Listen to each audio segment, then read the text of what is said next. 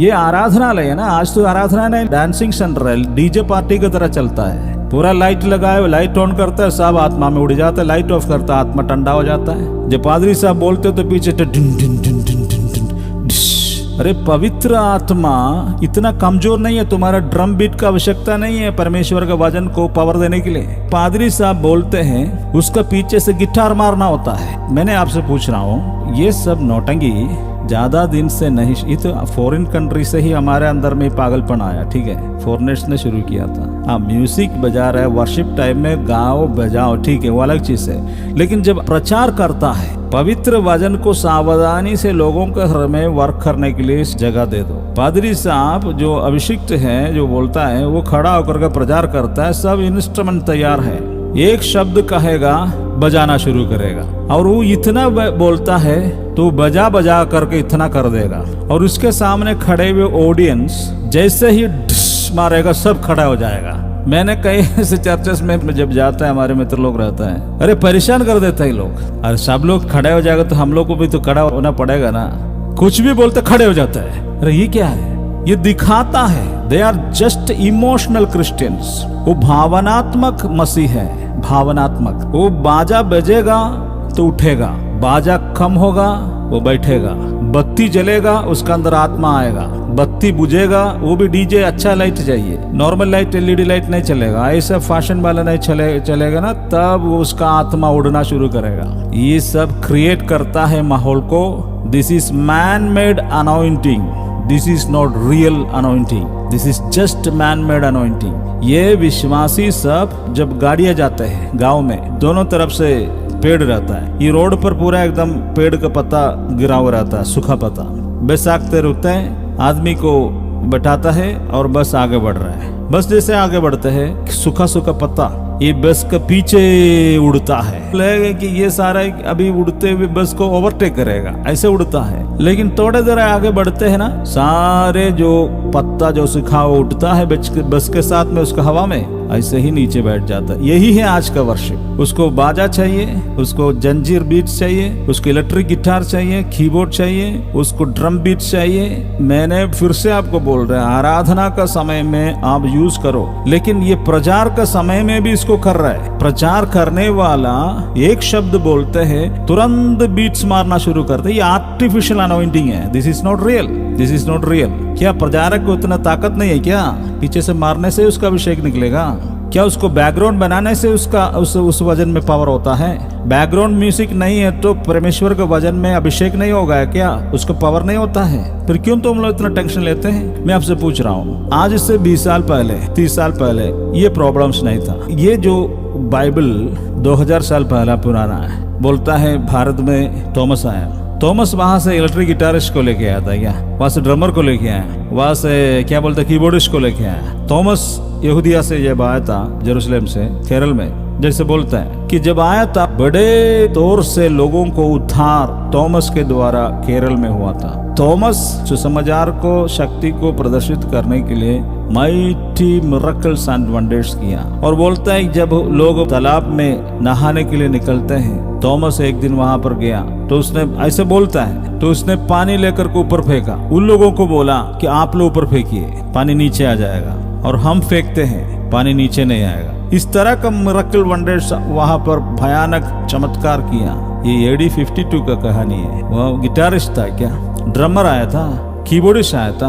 भैया ये सब कब से शुरू हुआ? ये सब शुरू होने के पहले कलीसिया एस्टैब्लिश हो गया था। ये बाइबल लिखने के लिए, छपवाने के लिए विलियम कैरी जैसे महान व्यक्ति, क्या वो ऑर्केस्ट्रा लेके चला, डीजे लाइट लेके चला? ये बाइबल का वचन जितने आज लोग में संसार में है, मैक्सिमम लोगों के पास काफी पुराना है। वो चर्च सब एस्टैब्लिश करने के समय में ये मेला जो दिखाता है उसको कोलाहल बोलेंगे, है ना? कोलाहल, डिस्टर्बेंस। सच्चा अभिषिक्त को ये सब डिस्टर्बेंस लगेगा। जरूरत से ज्यादा ये बजाता है और मारता है इमोशनल रीति से लोगों को। ये सब बाजा, ये सब से, अरे पवित्र आत्मा उतना कमजोर नहीं है। इसलिए बोल रहे हैं कि पवित्र आत्मा को आपका कोई मानुषिक सपोर्ट नहीं चाहिए, आपको कोई मानुषिक स्ट्रेंथ उसका जरूरत नहीं है। पवित्र आत्मा अपने आप परमेश्वर है, पवित्र आत्मा अपने आप सुपरनैचुरल है। उसके लिए आप बाजा बजा करके उसको बैकग्राउंड देने का जरूरत ही नहीं है। क्योंकि वो आत्मा है, वो कार्य करेगा, वो आपका मुंह से कार्य करेगा, आपका स्पिरिट से काम करेगा। केवल आपको बोलना है या आपको छूना है, इससे ही पवित्र आत्मा का पावर निकलेगा। इतना नहीं बिखरेंगे। यदि आप अभिषिक्त है, एक क्राउड में चले जाएगा, जैसे ही आप जाएंगे वहां पर परमेश्वर को उपस्थित आ जाता है। मालूम है, बड़े बड़े अभिषिक्त लोग जब जाते थे तो स्टेज जाते जाते लोग गिर जाते हैं, स्टेज में खड़े होते होते गिर जाते हैं। एक महान परमेश्वर का दास था, वो प्रचार करना भी नहीं जानता था, केवल कुछ कागज लेके आता है, कागज ओडियम के सामने वो रखता है, वो केवल कागज पढ़ता है। 1 घंटा का संदेश होगा। उनको कमजोरी था, लोगों को देख के फेस करके बात करना उनको दिक्कत था। कागज देख कर पढ़ते रहेगा, ये पढ़ते आशीर्वाद करके चले जाएगा, लेकिन इसके बीच में माइटी मिरेकल्स एंड वंडर्स होता है। अभिषेक को जानो तुम लोग, ये नौटंकी बंद करो, तुम लोग का ये नौटंकी बंद करो, अभिषेक को जानो। सही अभिषेक मूव करने के लिए किसी भी मैन पावर का जरूरत नहीं है, ना तो बल से ना शक्ति से, परंतु मेरी आत्मा के द्वारा। Not by power, not by might, but by my spirit says the Lord. ज़करिया 4:6। तुम्हारा मैन पावर से, मसल पावर से, आर्टिफिशियल पावर से, कोई मिशन का, कोई बाजा का, शक्ति का जरूरत नहीं है परमेश्वर का पवित्र आत्मा काम करने के लिए। हालेलुया। क्या तुम लोग इतना कमजोर हैं, या फिर क्या तुम लोग इस अभिषेक का डेप्थ को नहीं जान रहे? क्या यदि जानता है तो फिर तुम लोग इसके एम्फसाइज क्यों करता है? आज का लोगों को फंसाने के लिए आपको इसको करना पड़ रहा है, क्योंकि आज का ऑडियंस को कैप्चर करने के लिए सब तो आदमा रहा है। घर से निकलते हैं, हेडफोन के साथ में जाते हैं, स्कूटर में जाते हैं, कहीं भी जाते हैं, पागल बन गए सब लोग। उस कमजोर विश्वासियों को आप मजा दे रहा है। अरे चर्च में कोई आता है भाई साहब, शांति पूर्वक उसका दिमाग को सीधा करने के लिए कोशिश करो, अपने आप चमत्कार हो जाएगा। तुमको कुछ नहीं करना है, परमेश्वर का वचन सुनाओ स्पष्ट रीति से, आते ही चंगाई शुरू हो जाएगा और प्रभु का प्रशंसा रहता है। तुम इतना कष्ट उठाने का जरूरत नहीं है, चिल्लाने का जरूरत नहीं है। लाइटें खत्म हो जाएगा तो तुम्हारा हवाई निकल जाएगा। बिजली नहीं है तो अनाउंटिंग खत्म, बिजली नहीं है तो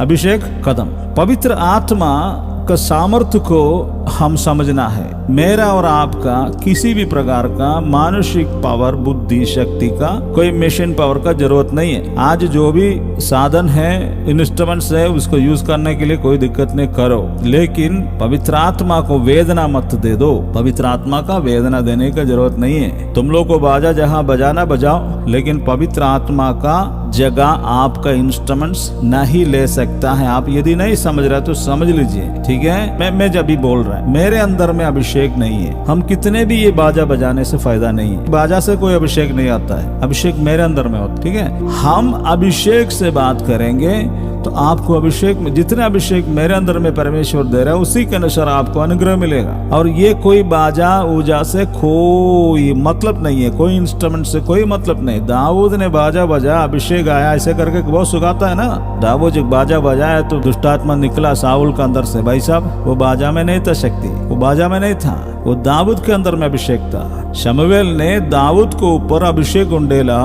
परमेश्वर का अभिषेक दाऊद के अंदर में था, इसलिए दाऊद बाजा बजाया तो भूत निकला। तो बताओ, ये बाजा के अंदर में ताकत था या फिर दाऊद के अंदर था? अब वो बाजा दाऊद के बजाया करके वो बाजा लेकर के दूसरा आदमी बजाएगा तो वहां पर डिलीवरेंस नहीं हो सकता था। दाऊद एक बाजा नहीं, दूसरा बाजा, तीसरा बाजा, कुछ भी बाजा बजाए, वो सबके अंदर से अभिषेक है, क्योंकि दाऊद में अभिषेक है। इस सत्य को आज कलीसिया भूल रहा है। कलीसिया में जितने भी अभिषिक्त लोग का सेवक आए में, कई ऐसे जगह में मैक्सिमम आज देख रहे हैं, अभिषिक्त लोग नहीं होता है इंस्ट्रूमेंट्स बजाने वाले। केवल वो कहीं ना कहीं से जिसका इंस्ट्रूमेंट्स बजाने के लिए प्रोफेशनल्स हैं, उन लोगों को ले लेते हैं, क्योंकि उनको प्रोफेशनल चाहिए, उनको अभिषेक से मतलब नहीं है। उनको अच्छा बजाने वाला चाहिए, उनको अच्छा धुन बजना चाहिए, वो बहुत बड़ा प्रोफेशनल होना है। तभी हमारे कलीसिया को हम प्रोफेशनलिज्म दिखा सकते हैं। लोग आएगा तो फिल्म में जैसे सुनता है वैसे इधर भी सुनना चाहिए। फिल्म में जैसे सुनेगा, हमारे चर्च में भी वैसे इंस्ट्रूमेंट्स और म्यूजिशियन चाहिए कि फिल्म स्टार का तरह ये भी बजाए और मजा दे। सुनो तुम लोग, अभिषेक तुम लोग जानो, लाइन लगा करके तुम लोग खड़ा करके रखता ना कई लोग, उसके अंदर में अभिषेक होना चाहिए। वो कितना अच्छा बजाता है उससे मतलब नहीं है, वो पवित्र होना है। आमीन, हालेलुया। तुमको 10 को बाजा लगाने का जरूरत नहीं है, एक बाजा काफी है, और वो नहीं भी है, तुम ताली बजाने से अभिषेक निकलेगा।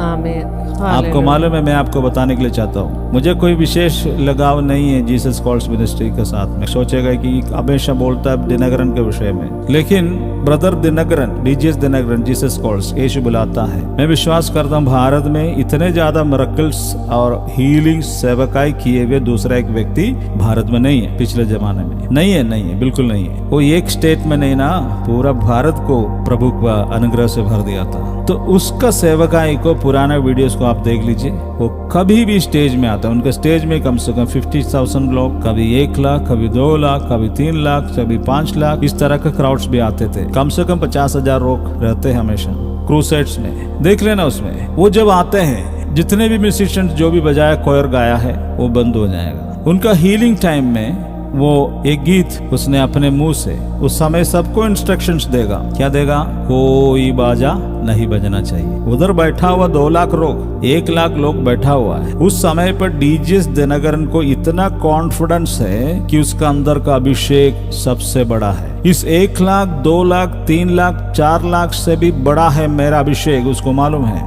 उसको कोई सपोर्ट का जरूरत नहीं है। उसका पुराना वीडियोस आप देख लीजिए, वो सिंगल एक गीत गाता, कोई भी एक गीत है, जैसे उसका फेमस गीत है यीशु बुलाता तुम्हें, ये गीत है, लेकिन और भी गीत गाते हैं। वो गीत जब गाते हैं, कोई इंस्ट्रूमेंट्स नहीं बजाएगा। वेरी रेयरली किसी जगह कोई बजाए तो बजाए, मना नहीं किया है तो बजाता है कभी, लेकिन नॉर्मली उन्होंने 40 या 50 साल टोटल, कितना हमको याद नहीं है, सेवकाई किया। हजारों लाखों लोगों का जीवन में हीलिंग्स लाया। इस तरह का आज जो देख रहा है ना न्यू जनरेशन चर्चेस में, बाजा डांस बल्ले नहीं था।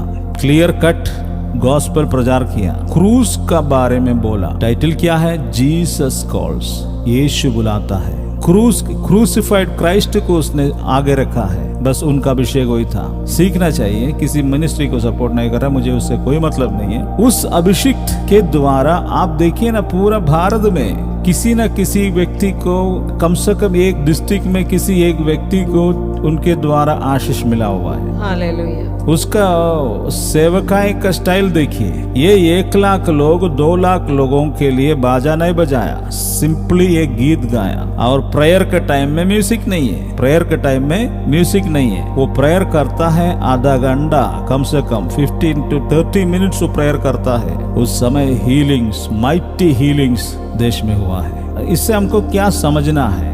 मेरा और आपका मैन पावर, बुद्धि का पावर, टेक्नोलॉजी, प्रोफेशनलिज्म, मेटीरियलिज्म से बढ़कर है पवित्र आत्मा। हालेलुया। यदि हम उस स्टेज में इन दिनों का ये नौटंकी करने वाला कलीसियाओं को छुट्टी दे करके, हम उसको बहुत दुख से बोल रहे हैं आपके सामने, ठीक है? अब जो कर रहे करो, लेकिन इसके बाद में एक चेंज के विषय में सोच लीजिए। जो कर रहे हैं, आपको जो मिला आप करते जाइए।